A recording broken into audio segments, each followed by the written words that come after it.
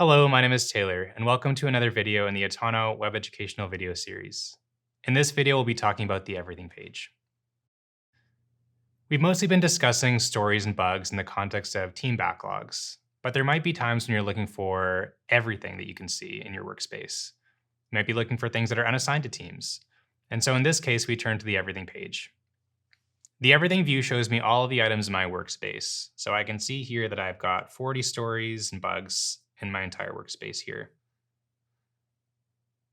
When I want to narrow down this list, I can do so by means of filters. So let's say that I'd like to filter this list by items that are not assigned to anybody. I want to make sure that all items are assigned to at least somebody. I can do so by choosing the no assignee field here. And I can see that 24 of my backlog items aren't assigned to anybody.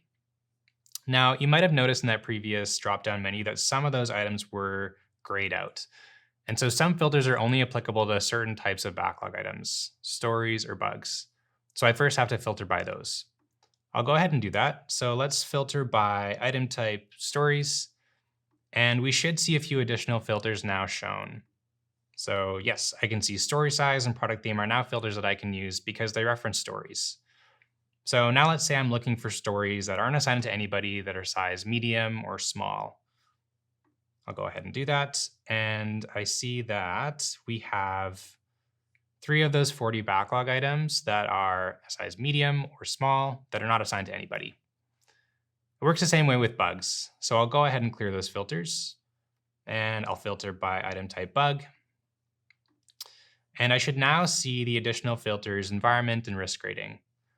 I'll go ahead and filter by risk rating, and what I'm interested in here are bugs that are not yet rated, so bugs that are still waiting to be triaged. Go ahead and select that, and in this view I can see that 4 of my 40 backlog items are bugs that haven't had risk ratings assigned to them yet. So you might have noticed in that drop-down filter list that there was one filter that didn't apply to stories or bugs specifically, and that's the completed filter. To enable that filter, we first have to filter by workflow steps, and done workflow steps. Once that's done, I can see now that the completed filter is enabled, and I can search for items that were completed between a certain date range. In this case, I'm interested in what my team's velocity was like in December over the holidays. So I'm going to go ahead and filter on December 1st to December 31st. And I can see that there's no items returned, so it was a slow month. Apart from filters, we have a text-based search here. And so let's say I'm remembering a story and I can't quite remember exactly what its identifier was, but it had something to do with the online community forums. Let's take a quick peek online. And yes, that's the story that I'm looking for. And you can see that the search term is highlighted there in the list. I could also search by story handle. So if I'm the kind of person that commits the story handle to memory, I can use that as a search term, and that returns the right search result for me. So in addition to filters, this everything view is highly configurable. You can select exactly which columns you want to see or don't want to see. So in this case, I want to declutter my view a little bit. So I want to remove these workflow step icons and these assignee icons. I don't need a noisy view, and I do want to see what teams are assigned to these backlog items. Some column filters are not available until you actually filter by the relevant item type. So for example, we don't see risk rating or environment here because we haven't selected by bug type yet.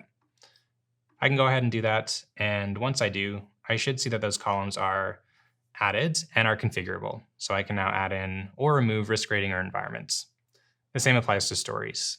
So if I were to filter by stories, I should now see some more relevant columns to stories themselves, including product theme and story size. In this video, we've covered the everything page, how to filter for specific items, how to search for items, and how to customize your view.